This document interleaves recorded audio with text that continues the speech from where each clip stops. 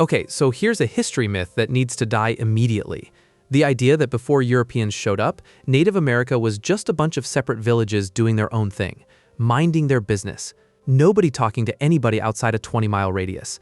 Like everyone was just living their most hyperlocal life, buying local, eating local, never leaving the group chat. Honestly, adorable. Also completely wrong. Because centuries before anybody in Europe had heard the word Ohio, there were seashells from the Gulf of Mexico turning up in Canada. There was turquoise from New Mexico ending up in Illinois, copper from Michigan showing up in Louisiana, thousands of miles from where it came out of the ground. We're talking a trade network that makes your 2-day Amazon shipping look a little embarrassing, and they pulled it off on foot and by canoe, with 0 trucks, 0 GPS, and definitely 0 customer service line to yell at when the shipment was late. So how did an entire continent end up this connected? Let's get into it. The network nobody told you about. Here's the thing about primitive, a word that gets thrown around way too casually in old textbooks. It usually just means a system I personally don't understand. Because what was actually happening across North America for thousands of years was less isolated villages and more a continental supply chain with better logistics than most modern shipping companies.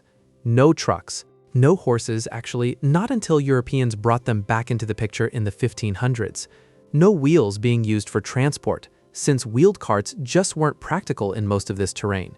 And yet somehow, goods were moving thousands of miles on a regular basis. So how does that even work? Rivers, mostly. The Mississippi, the Ohio, the Missouri, these weren't just scenic backdrops, they were basically the Interstate Highway System, except free of tolls and presumably way less road rage. Canoes could move serious cargo serious distances, and where rivers ran out, people walked established trails that had been used for so many generations that some of them later became actual highways. Yes, some modern American roads are just old native trade routes with asphalt slapped on top, which is a fun thing to think about next time you're stuck in traffic on one. And the goods moving along these routes were genuinely wild in their variety. Obsidian, that sharp volcanic glass that makes an excellent blade, mostly came out of places like what's now Wyoming and the Yellowstone region. And archaeologists have found it worked into tools over 1,000 miles away.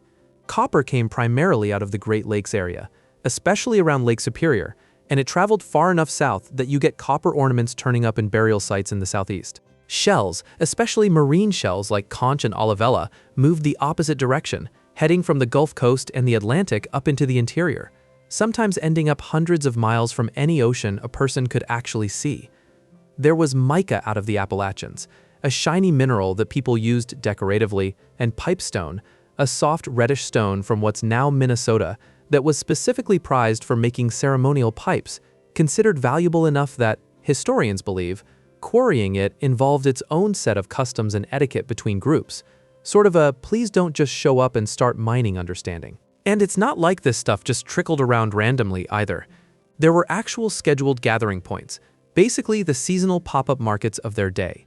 Take the Dalles, a spot along the Columbia River in the Pacific Northwest, which for thousands of years hosted massive seasonal gatherings tied to salmon runs, where groups from wildly different regions would show up at the same time every year, specifically to trade, turning it into one of the busiest marketplaces on the continent.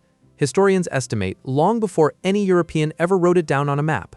It functioned kind of like a recurring trade convention, except instead of booths, you had riverbanks packed with canoes. And instead of business cards, you had reputations that had been building for generations. These gathering points meant you didn't have to hope you'd randomly run into the right trading partner.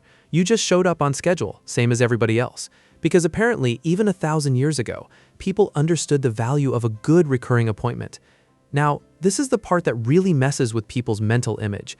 It's not like some guy loaded up a canoe in Minnesota and personally hiked it down to Louisiana himself, like some kind of prehistoric delivery driver on a very ambitious route. Most of this worked through what archaeologists call down-the-line trade, basically relay trade.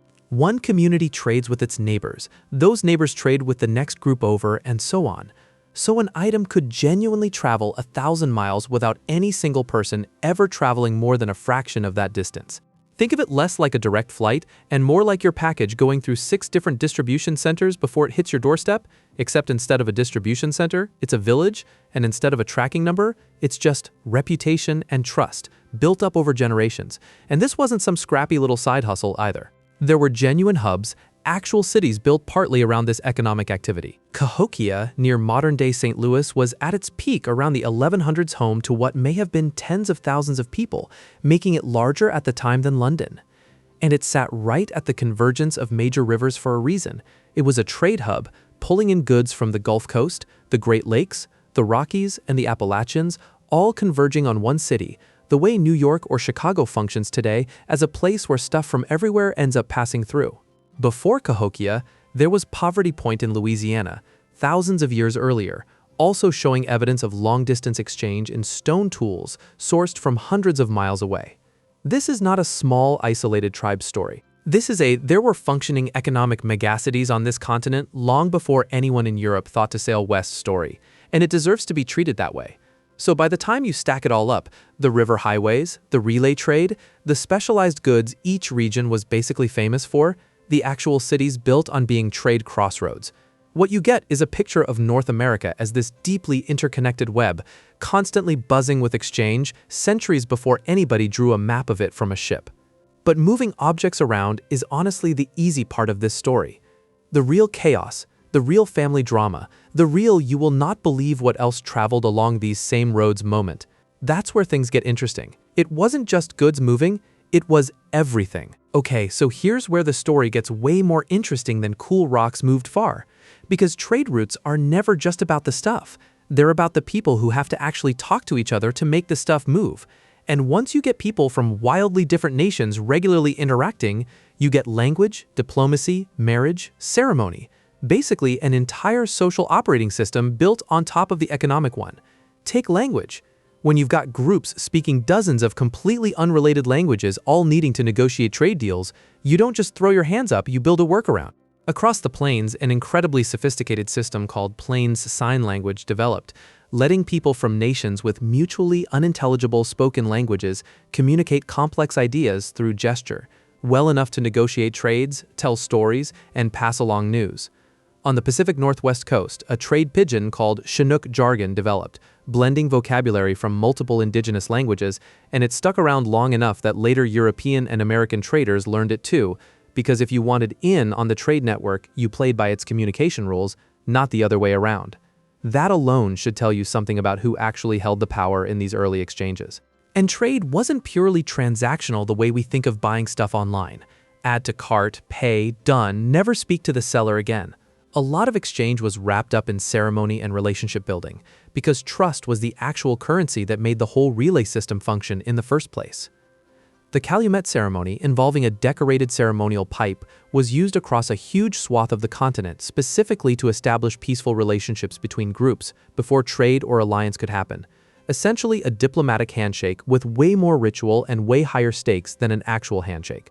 Marriage alliances between families from different nations also reinforced these trade relationships across generations, meaning your business partner today could very easily also be your cousin's father-in-law, which honestly sounds like it would make renegotiating prices a lot more awkward. And trade goods weren't just decorative either.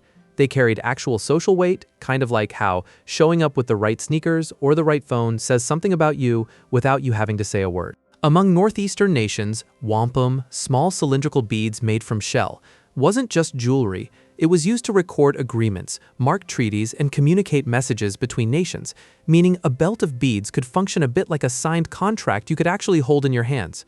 Owning rare trade goods from far-off regions, whether that was Great Lakes copper or Gulf Coast shell, could also signal status and influence within a community, not unlike how having the newest tech gadget signals something today, except this status symbol had usually traveled hundreds of relay trades to get to you, which honestly makes it a lot more impressive than whatever's sitting in your Amazon cart right now. Here's a detail that really reframes the whole picture. These trade networks were so well established and so far-reaching that they ended up moving European goods long before most native communities ever laid eyes on an actual European. Metal tools, glass beads, and other items introduced on the coasts by early European contact and colonization spread inland through these same existing relay networks. Meaning some interior nations were trading with items that originated from Europeans they had zero direct contact with. Yet imagine getting a package from a company you've never even heard of, delivered by a neighbor who got it from another neighbor, who got it from someone who actually met the company. That's basically what was happening. Generations of trust and infrastructure doing the work of introduction. But, and this is the gut punch turn in the story, those same efficient, well-worn trade routes that had connected the continent for centuries also became the highways for something far darker. Diseases like smallpox, to which native populations had no prior immunity, could travel along these same relay networks faster than European colonizers themselves physically moved. Historians believe some communities experienced devastating epidemics from diseases that arrived via trade contact with other native nations before any European colonizer had ever set foot anywhere near them, meaning the news of a threat and the threat itself could arrive on the exact same trusted roads, with no way to tell them apart until it was already too late. It's a genuinely brutal irony when you sit with it. The very efficiency that made these networks so impressive, the trust, the speed, the reach, is the same efficiency that turned them lethal almost overnight. The very system that had spent centuries building connection, trust, and shared culture across an entire continent became almost overnight the mechanism for one of the most catastrophic demographic collapses in human history. The roads didn't change, what traveled on them did. So when you zoom out on the whole picture, what you're really looking at is one of history's most impressive logistics systems, built without wheels, without horses, without a single corporate headquarters, purely on relationships, trust, and geography. And also one of its cruelest twists of fate, where that same brilliant system ended up carrying tragedy just as efficiently as it once carried turquoise and copper and shells. The same paths that once carried seashells 1,000 miles from the ocean and turned strangers into trading partners and in-laws are the same paths history quietly, devastatingly used against the people who built them.